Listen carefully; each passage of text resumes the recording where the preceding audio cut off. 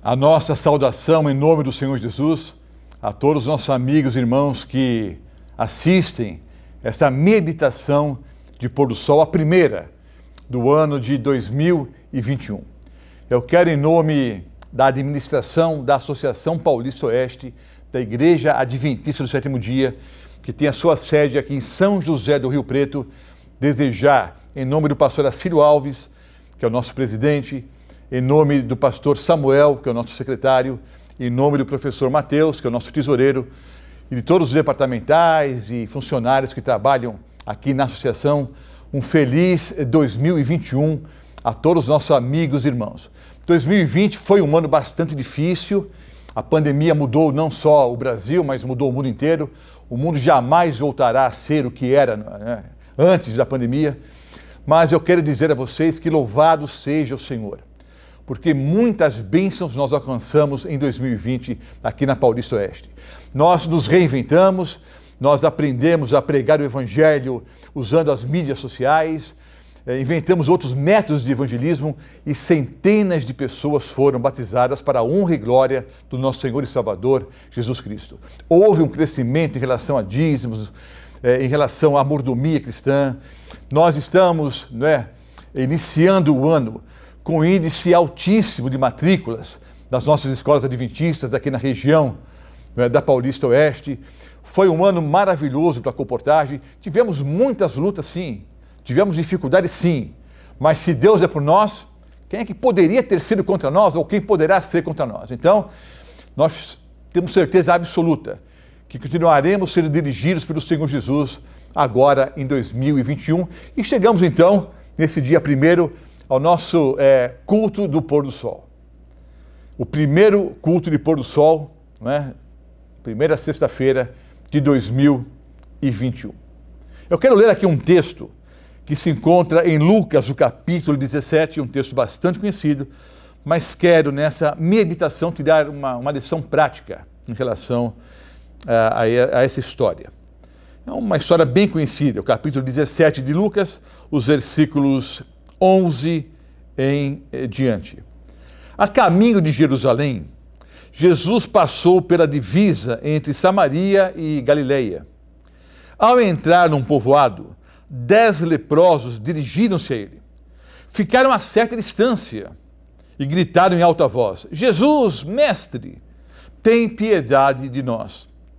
Ao vê-los, Jesus disse: vão mostrar-se aos sacerdotes. Enquanto eles iam, foram purificados.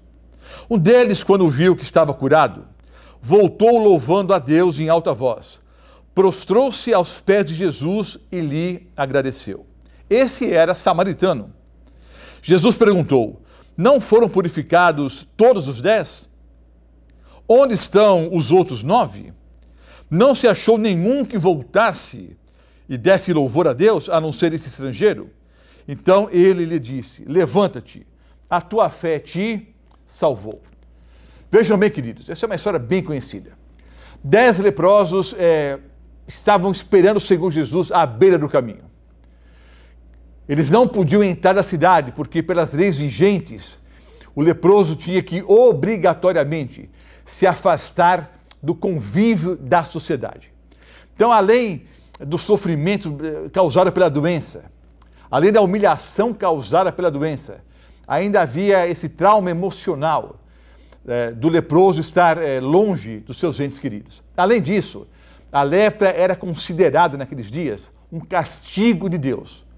A lepra, de fato, era, na visão dos judeus da época, simplesmente uma revelação externa daquilo que o homem tinha no coração. Então, o pecado que o homem tinha em seu coração revelou-se de forma externa através da lepra. Então, a lepra era considerada um castigo divino. E, inclusive, havia o conselho que ninguém deveria, de alguma forma, tentar minimizar a aflição ou sofrimento de um leproso. E desde os tempos do profeta Eliseu, ninguém havia sido curado na região de Israel, nenhum doente havia sido curado de lepra. O último caso foi em relação ao profeta Eliseu, o milagre que ele operou, obviamente, através do poder divino. Em Marcos, no capítulo 1, nós encontramos a cura, né, de um homem leproso. Nesse caso aqui, agora são 10 leprosos que procuram o Senhor Jesus e à distância pedem que o Senhor opere então um milagre. O Senhor Jesus não operou o milagre na hora. Vejam, eles continuaram leprosos. Mas ele disse, olha, vão até os sacerdotes. Por quê?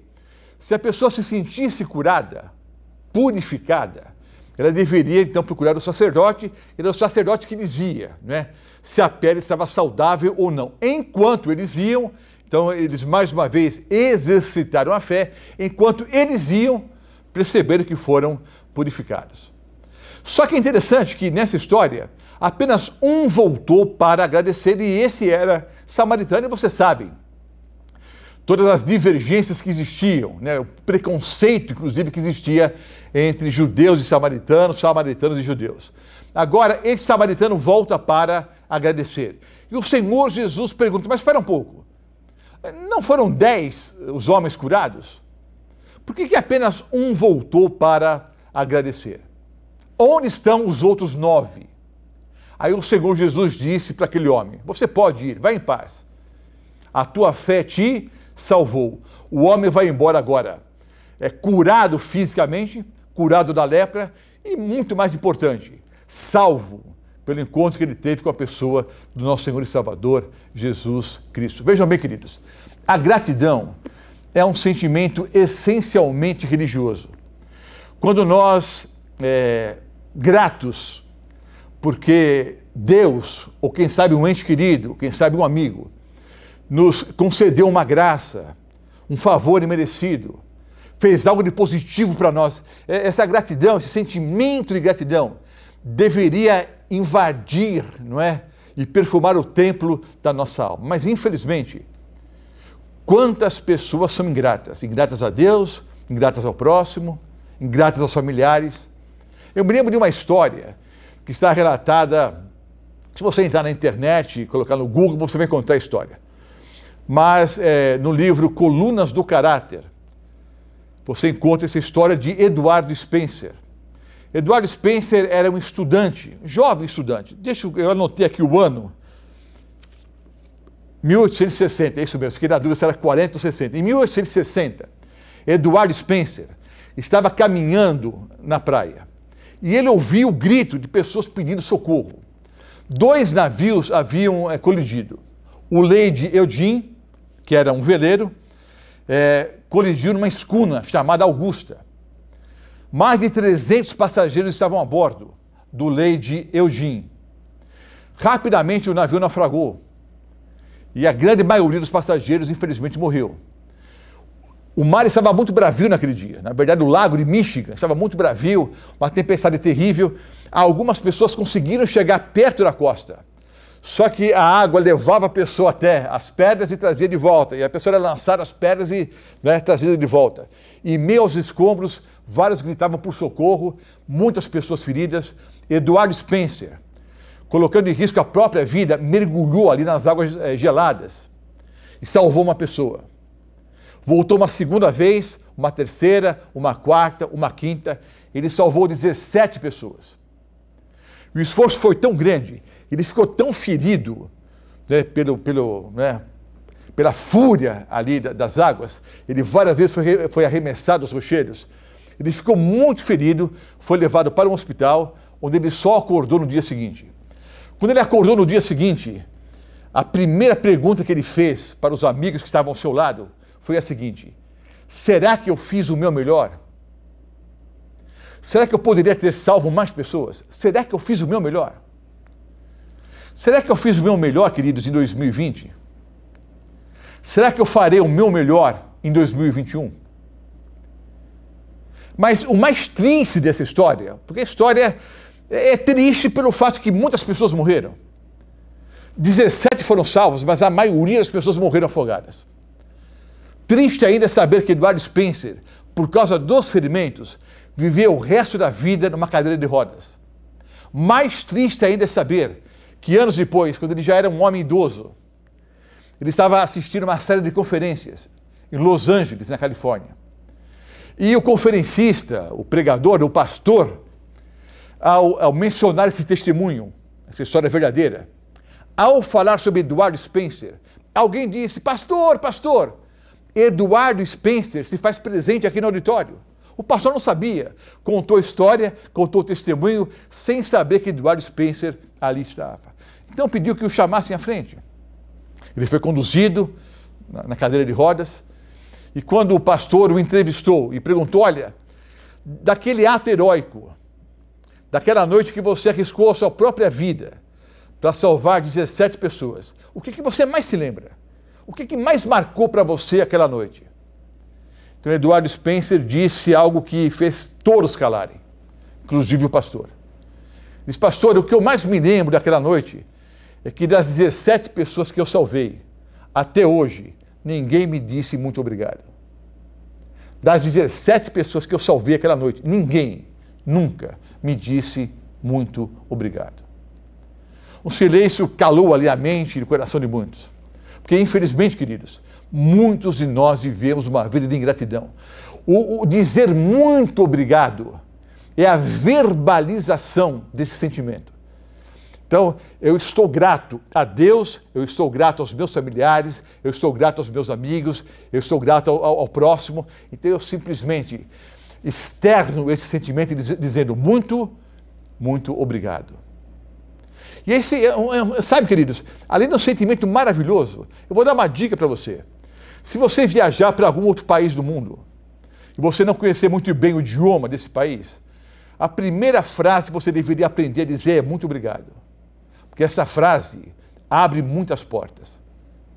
Eu me lembro quando, há muitos anos atrás, eu estava no centro de São Paulo. Eu nasci e me criei na cidade de São Paulo, eu sou paulistano. Eu estava lá no centro velho de São Paulo. Eu entrei num prédio ali de vários andares. Eu não lembro se eu fui ali ao médico, se eu fui fazer um exame, não me lembro por que motivo eu entrei naquele prédio.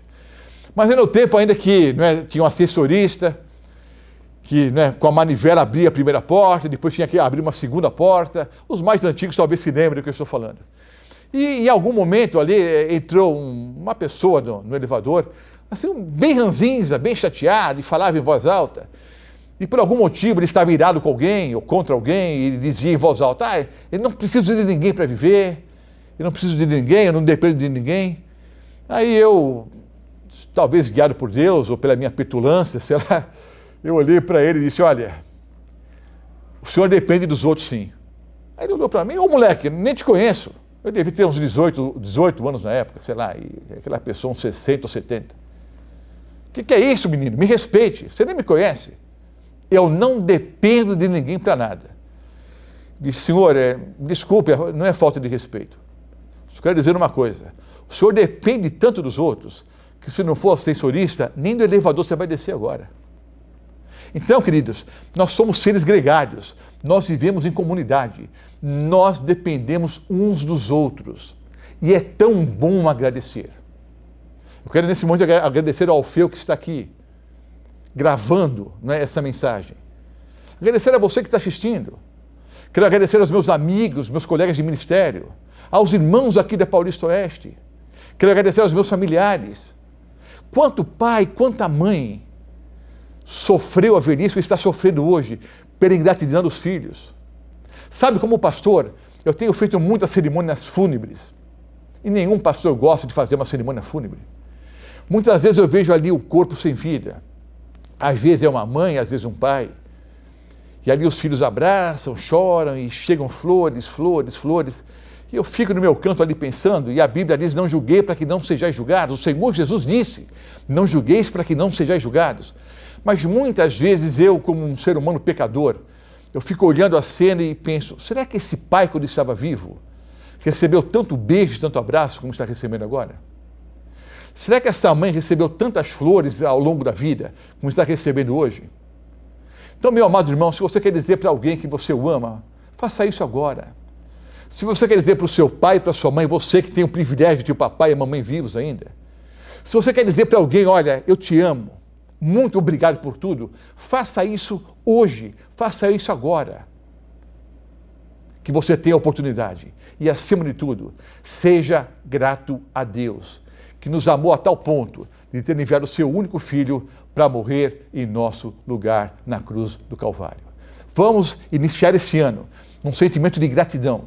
São muitas lutas, são dificuldades, e nós sabemos, segundo a profecia bíblica, que as coisas poderão piorar e hão de piorar nas semanas ou nos meses que antecedem, a volta do nosso Senhor e Salvador, Jesus Cristo. 2020 terminou, iniciamos 2021. Nós estamos um ano mais próximos da volta do nosso Senhor e Salvador, Jesus Cristo. Vivamos em gratidão, em sentimento de gratidão, por tudo que nós recebemos, temos recebido e havemos de receber ainda das mãos do nosso Senhor e Salvador, Jesus Cristo, e sejamos gratos pela certeza que temos de que brevemente receberemos das mãos dele o galardão da vida eterna. Em nome de todos os funcionários, pastores, todos os servidores aqui da Associação Paulista Oeste, da Igreja Adventista do Sétimo Dia, um feliz 2021 para todos nós. E nesse momento também eu quero desejar um feliz sábado, o primeiro sábado de 2021. Vamos orar? Incline a sua fronte e vamos falar com Deus. Amado Pai Celestial, há tão pouco a pedir, Senhor, mas há tanto a agradecer. Poderíamos fazer uma lista enorme agora de tantas bênçãos que o Senhor tem concedido a cada um de nós e aos nossos familiares. Mas nós queremos especialmente dizer muito obrigado, Pai querido, pelo dom da vida. Muito obrigado, Pai querido, porque Tu enviaste o Teu único Filho para morrer por nós na cruz do Calvário. Muito obrigado, Pai querido, pela certeza de que nós temos, de que brevemente o Senhor Jesus voltará em poder e grande glória para nos levar para morarmos com o Senhor para todo sempre nas mansões celestiais. Muito obrigado por esse sábado e muito obrigado pela certeza que nós haveremos de celebrar milhões e milhões e milhões de sábados por toda a eternidade ao Teu lado. Obrigado, Senhor, por tudo. Toma-nos em Teus braços de amor, toma-nos em Teus braços de amor. Nos abraces com muita força, não nos soltes nunca. Sem Ti nós nada somos, sem Ti nós não podemos viver. Oramos em nome do Senhor Jesus. Amém, Senhor.